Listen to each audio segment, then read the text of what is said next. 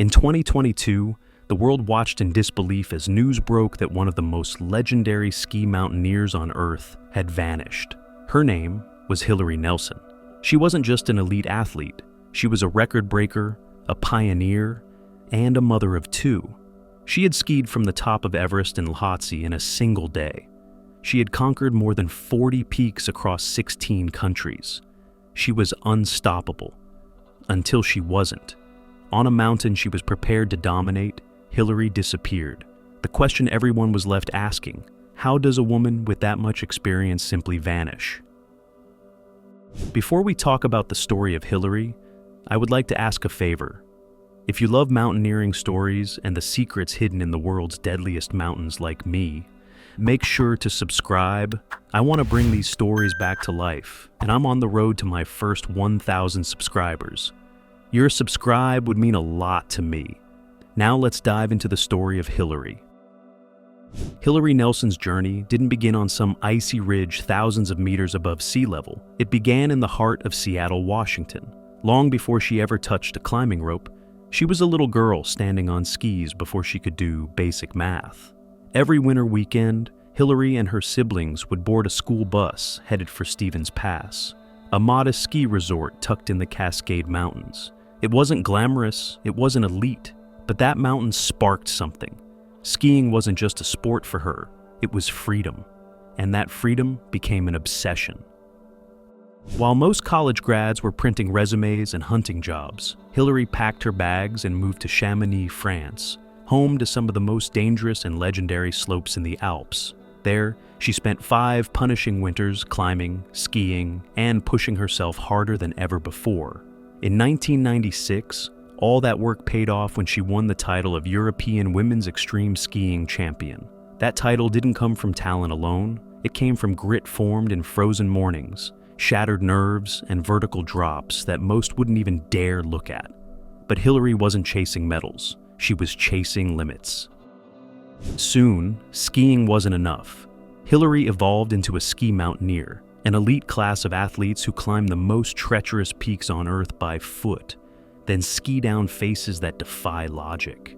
We're talking ice-covered cliffs, avalanche-prone couloirs, and descents where one mistake means certain death. And she thrived in it. In 1999, she scored a sponsorship with the North Face, and her world exploded. Over the next 2 decades, she led over 40 major expeditions to some of the world's most dangerous mountains in places like Alaska, Pakistan, Tibet, and India. And she didn't just follow routes, she created them. But what she did in 2012 cemented her legacy. Hilaree summited Mount Everest, already an accomplishment few will ever know. But she didn't stop. Just hours after reaching the top of the world, she continued on to Lhotse, the 4th highest mountain on Earth. In one single push, she conquered 2 8,000-meter giants back-to-back. No other woman had ever done that before.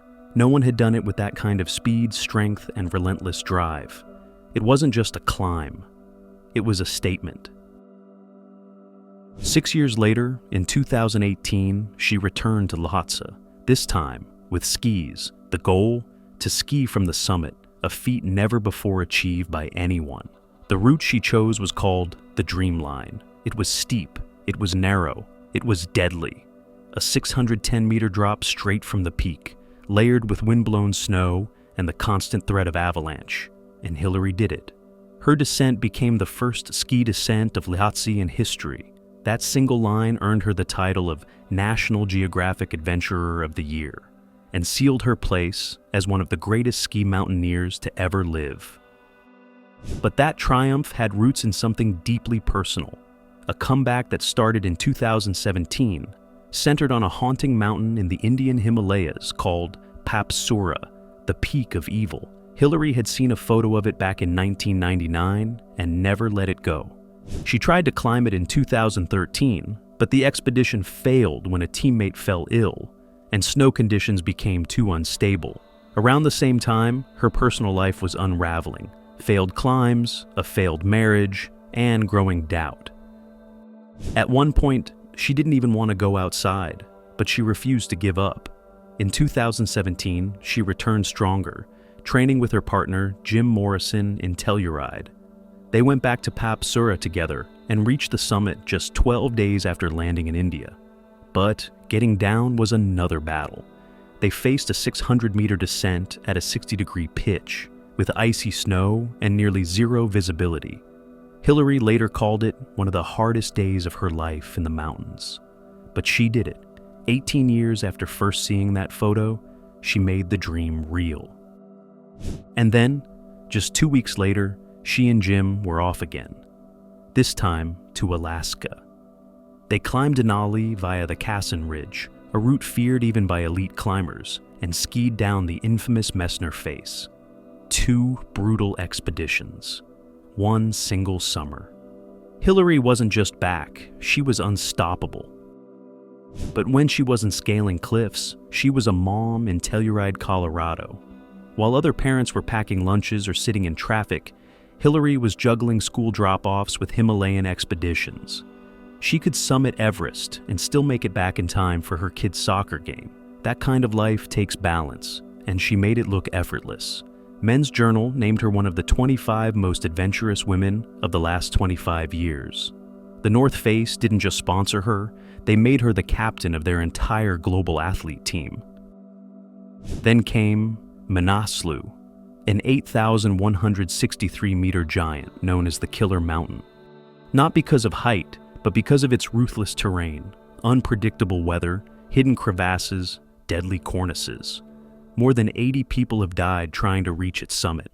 Hilaree knew the risks, she studied them, she trained for them.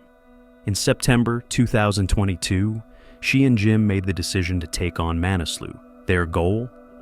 To reach the summit and ski all the way down, just like they had on Lhotse.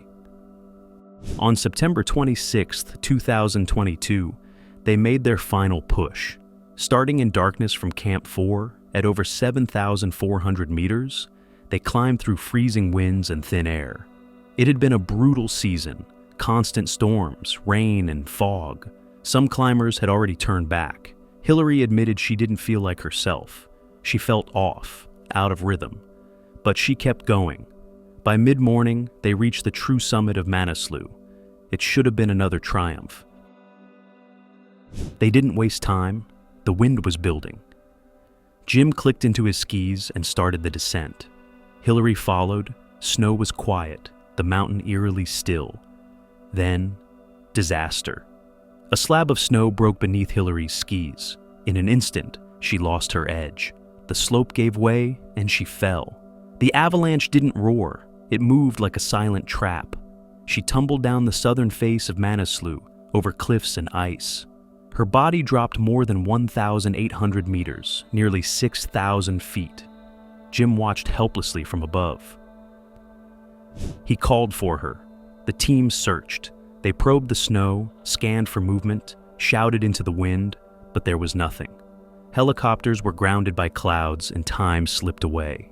The next day, September 27th, skies cleared just enough for 2 helicopters to be launched. Jim joined the crew. What followed was hours of searching. Then finally, on September 28th, they spotted her. A faint outline in the snow at 6,700 meters. A helicopter landed. Jim and a Sherpa climbed down and found her body. She was gone. Hilaree's body was flown to Kathmandu. Following tradition, she was cremated. The news spread fast. From elite climbers to weekend skiers, the world mourned. Jim posted a message. "My loss is indescribable. I am focused on her children and their steps forward." The North Face called her the most prolific ski mountaineer of her generation. Friends remembered her not just for her climbs, but for the way she changed the game. Hilaree Nelson broke records. She broke boundaries. She proved that mothers could be mountaineers, and women could lead the most dangerous expeditions on Earth. Manaslu took her life, but it didn't erase her legacy. It cemented it.